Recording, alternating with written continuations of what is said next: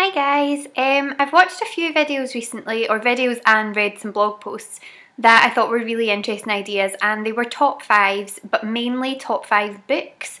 But I decided that I really wanted to do like a top five series for television programmes, because if you did not already know this, which if you've watched some of my other videos you probably do, I am completely and utterly television obsessed. Television drama, I get quite addicted to a lot of programmes and have a lot of DVDs in my DVD box set collection.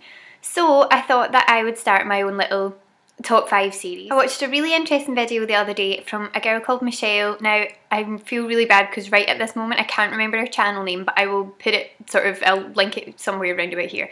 And she had joined in with a kind of top 5 of X genre kind of thing for books, and so I thought, oh, that's quite good. I'll do top 5 of X genre for TV programmes, and I'll do maybe 4 videos, so cover 4 different genres. So I thought that I would start off with what is arguably my favourite genre, is teen or post-teen television drama. As far as I'm concerned, post-teen drama is kind of television programmes. They tend to centre around the lives of women, but that deal with characters in their 20s or early 30s who are dealing with similar issues to the characters in your standard kind of teen drama programme. The first programme that I want to talk about probably is in my top 5 television, in fact it definitely is in my top 5 television programmes of all time. I absolutely love this programme. I think it's one of the best teen dramas that there has ever been on television, and it definitely got stopped way too soon, and that is Veronica Mars.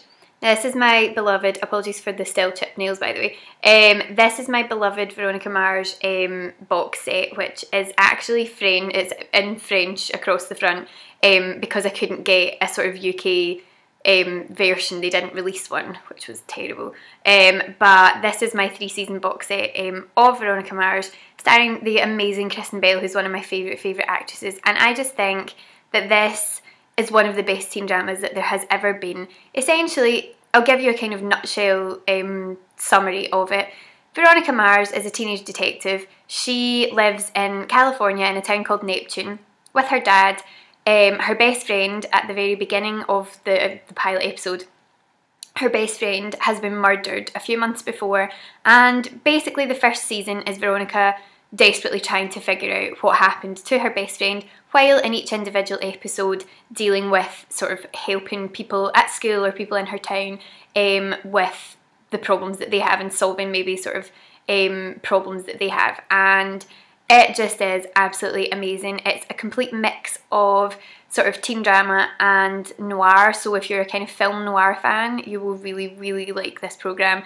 The writing is absolutely fantastic. Kristen Bell, in fact the entire cast are absolutely amazing. The relationship between Veronica and Logan, who you can see down here having a little kiss, they are arguably my favourite. I've used the word arguably a lot in this video. They're one of my favourite couples in any teen drama, or in fact any television programme ever, and that's quite a feat for me because I do like my television couples. But yeah, this show just absolutely blew my mind from the moment that I started watching it, and yeah, it was definitely cancelled way too soon. So yeah, I would definitely recommend checking this out.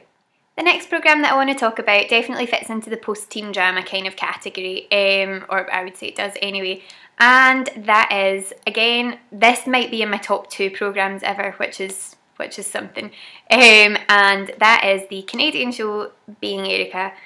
I love this programme so much, I really do. In a nutshell, at the beginning of season 1, Erica is 32 years old and living in Toronto in a small flat, but things have not exactly gone the way that she'd planned. She's graduated from university a few years before with a Masters in English Lit and always intended to be an author, but things have not quite panned out that way. She's still working kind of part-time and sort of dead-end jobs that she really doesn't want to be in, and has never really managed to find her feet on the career ladder that she wants to be on.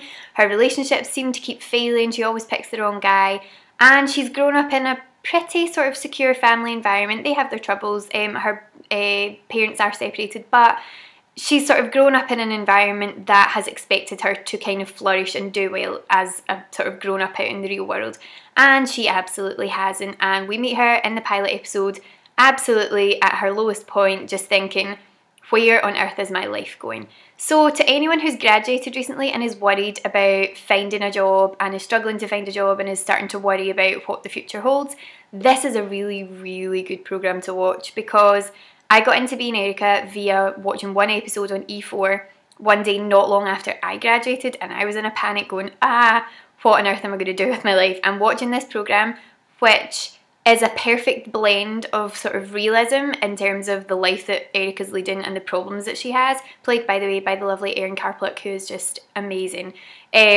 So yeah, it sort of deals with very real issues, very real problems, very real regrets that people have in their lives, but mixes it with a really interesting blend of fantasy, in that the form of therapy that she ends up undergoing when she meets Dr. Tom, again played just to perfection by Michael Riley.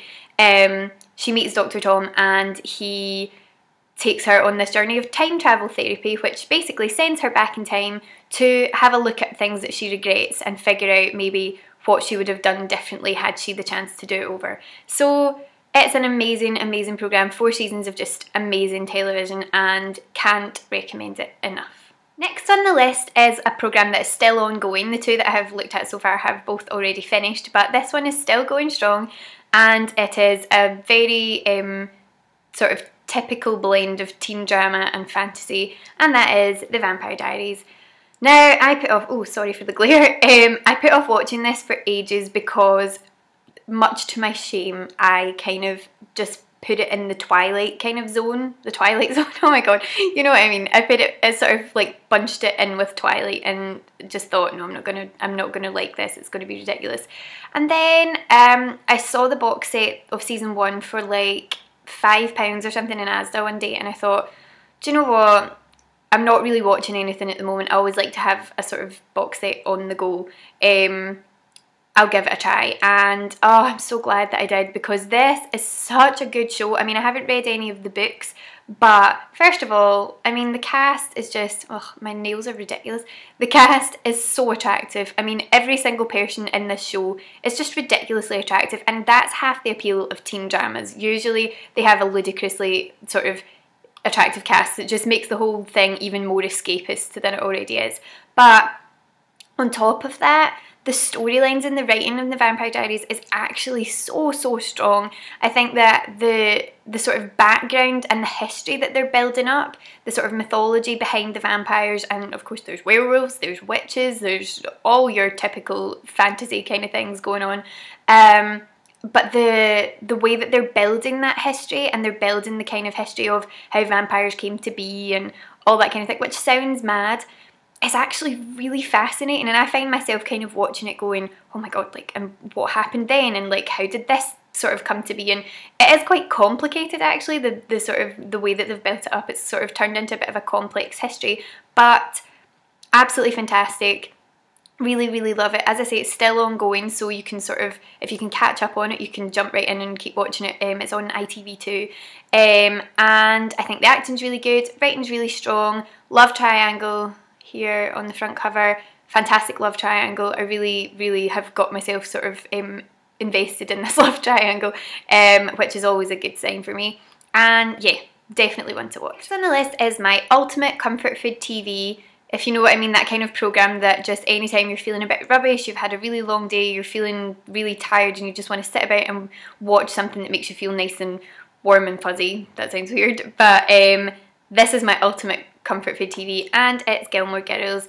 Another post-teen drama involving the life of the teenage protagonist Rory and her mother Lorelai, and they are sort of focused on an equal measure. They live in a small town in Connecticut, and it basically just focuses on the lives and loves and work life and school life of these 2 characters across 7 seasons. Nothing massively dramatic ever happens across the 7 seasons.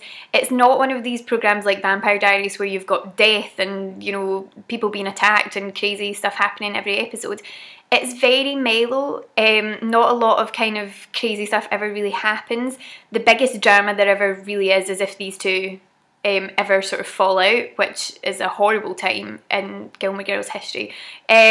But other than that, nothing particularly dramatic happens, but it holds your attention so well because you fall in love with the town, you fall in love with the characters, you fall in love with watching these two kind of grow across, as I say, you're sort of invested in their lives for 7 years of their life, and it's basically across Rory's final high school years and her college years when she goes to college, and Lorelai kind of going from running running someone else's in to opening her own business. And it's just the loveliest program. It's funny, well, it's kind of a particular sense of humour you have to like this show, but it's really humorous, it's really warm, it's really light. It's the kind of thing that you can just dip in and out of. If I'm feeling sort of fed up, I'll just watch a random episode. I don't even really need to say, oh, I'll start at the beginning again and watch it all the way through. Don't know how many times I've done that, but I can just dip in and out and pick a random episode. This is season 4. I don't have a favourite season. They're all just fantastic. But yeah, if you haven't ever watched this before, do give it a go because you won't regret it. It's so good. Choosing a 5th programme was actually really hard. I found this quite difficult because there were a few contenders, and this one, because of what happened towards the end of this show, it almost didn't make the cut because I was really disappointed with how this went towards the end. But because I loved it so much in the past, and rewatching season 1 always makes me remember how good this show was when it started, and so I picked it, and it's Gossip Girl. Now, Gossip Girl is one of these kind of ridiculous, over-the-top lives of the rich and famous, well, not so famous, but rich, wealthy, Upper East Side New York teens. And it is kind of a bit of a cliched teen drama, but I really loved it to begin with. I thought that it is one of the most, it's just total, complete and utter escapism. If you're looking for something to just get kind of lost in for a while, this is brilliant. It's dramatic. It's decadent. Everywhere you look, everything's beautiful. The writing to begin with was good. The writing for the first 4 seasons, I stand by right up to season 4. I loved season 4 actually. It was one of my favourite seasons. I definitely preferred it to season 3. The writing was great. And then it all kind of went downhill. Season 5 went a bit mad. I actually really liked the sort of couplings that they did, the way they kind of moved people around to maybe date someone you wouldn't have expected. I'm not sort of saying anything I'm being really cryptic here just in case anyone hasn't watched it.